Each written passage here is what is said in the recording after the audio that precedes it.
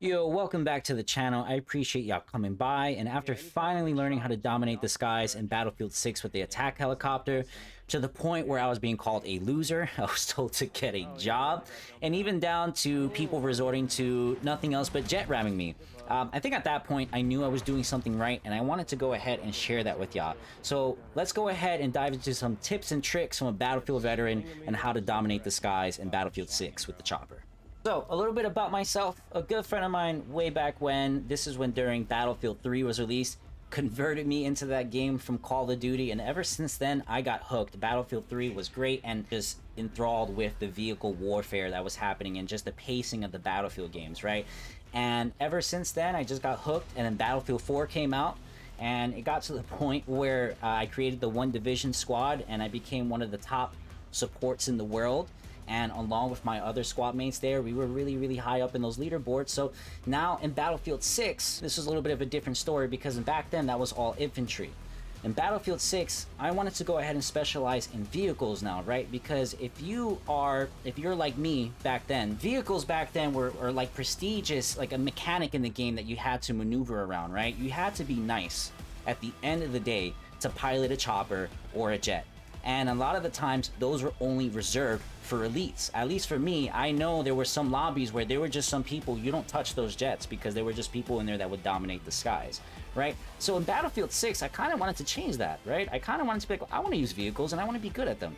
Right? So in Battlefield 6, I feel like I'm finally getting somewhere with these choppers, and especially with the jets, which will be another upcoming video soon. And I wanted to go ahead and show you guys how it's done, right?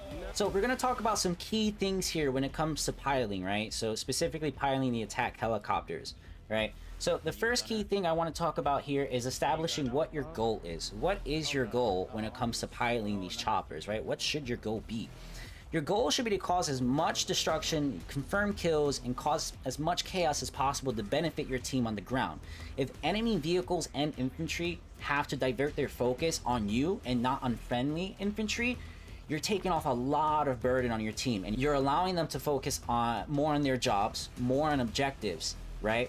And your mobility is what really makes this vehicle so deadly, because essentially it's like a flying tank, right? But it's a little bit more fragile, so you got to keep that in mind here. Now, if you do have issues flying, and let's say getting to a chopper is scary, because it can be, right? Don't be afraid. There are servers out there that you can go ahead, custom servers, mind you, that will allow you to get comfortable with the mechanics of piloting choppers and jets. And these are all in the custom browser, right? Which I'll go ahead and show you in this little clip here on how to access that. You'll be able to go ahead and allow you to familiarize yourself with the vehicles without interfering in live matches, right? Because nobody wants to be that guy where you just grab a powerful vehicle and you crash it 5 seconds, right? Nobody likes that guy, right? So go in there, familiarize yourself within those custom matches there. Once you get to a point where you're able to maneuver around buildings with no issues and take evasive maneuvers, and that's when I think you're onto something. And then eventually go ahead and try it out in a live match, right? Next big key point here is positioning, right? So understand how fragile of a vehicle you are, right? And you can easily get picked off by RPGs and other heavy artillery. So what I like to do is circle around held objectives and try to establish where the front line is between your team and the enemy team, right?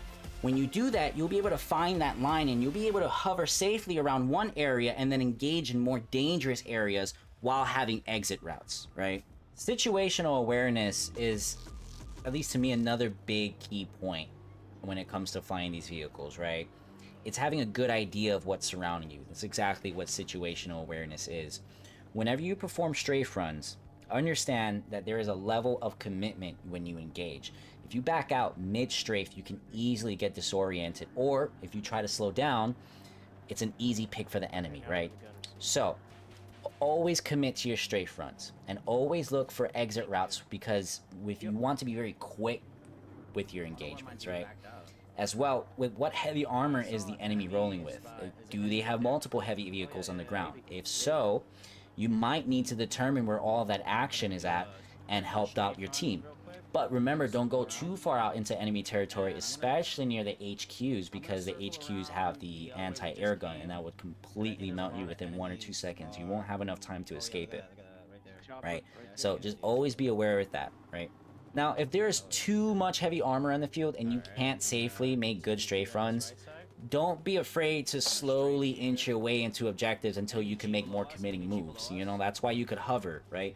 You know, it's okay if you float around in certain areas, you strafe left and right. At the end of the day, as long as you're putting in some work, you're picking off some enemies from afar, and you're being just a little bit of a nuisance to the other team while not wasting resources, that's okay, right? Because at the end of the day, you're still a valuable resource there. Now, just keep in mind, just go ahead and just try to stay patient, and eventually there will be more opportunities for you to make a better strafe run there, right? And a lot of times, there's going to be matches like that, and not all the time it's going to work out. It may not work out. You may not get the helicopter. You may not make good strafe runs. You may keep getting picked off 2 or 3 seconds as soon as you get in the air, right? You're just going to have to really, really adapt to how the enemy team is reacting to air vehicles, right? Some missiles, depending on which one you have a low ammo count or have a higher ammo count, right? So just make sure to be precise if you're aiming. It's not an LMG where you're just spraying and raining bullets onto your enemy. Each missile can have a devastating impact, while if you miss, it could have devastating consequences as well, leaving you with nothing to defend yourself. Understand to engage depending on what ammo you have, and again, that even falls back to situational awareness once again, right? Just remember, when you're piloting these vehicles, understand your attack helicopter, your attack chopper is a valuable asset, and it's a very strong asset that will hurt your team if it's lost. So you have to be very, very careful how you approach and how you engage. So in summary, I think the biggest thing is just situational awareness, plan your routes, strategize, and choose your engagements wisely. That's what makes a better pilot. A better pilot isn't necessarily the one that doesn't get the most kills or anything like that, who just rains rockets on every objective. I think the better pilot would be the one that chooses his attacks wisely and makes it to a point where it's just almost impossible to take him down, because his engagements are so wise to the point where there's no counter to it, almost, right? It's really hard when you get good pilots out there, and it's really hard to pick them off when they know, if you understand what the dangers are and you're piloting, I think you're going to be better off in the long run. So other than that, I hope you guys got some helpful tips and tricks out of this video. I hope you guys have some better luck piloting. Let me know how your piloting goes on, if you guys find improvements, or let me know if you guys have any other questions or anything that I didn't go over, and I'll try my best to go ahead and answer them in the comments below. But other than that, I hope y'all enjoy Battlefield 6. I know I am, but y'all take care. Peace.